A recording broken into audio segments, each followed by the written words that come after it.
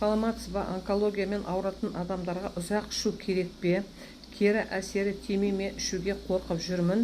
Бүйректе киста бар, оған пайдасы бар ма деген үш жерге сұрақ келген екен. Онкологиямен ауыратын адамдарға магний водород H2 премиумды қабылдауға болады. Неге? Бұл мощнейший онкопротектор. Водород ол мощнейший онкопротектор. Бұның құрамында водород бар, ол оттегі. Және магний малат. Магний малат тоже немаловажный антиоксидант. Оның да тоже сондай антиоксидант қабілеті бар. Значит, ол противораковый деген действиесі. Одан кейін онкологиямен ауыратын адамдарға витамин В группа баттарды ішуге болмайды. Бұның ішінде ешқандай витамин В группасы жоқ. Тек қана магний малат пен водород қана бар. Сондықтан да онкологияға сізге бұның ішкені дұрыс. Одан кейін екінші сұрағыңызға жауап берейін. Бүйрекке киста бар ма? Оған пайдасы бар деген.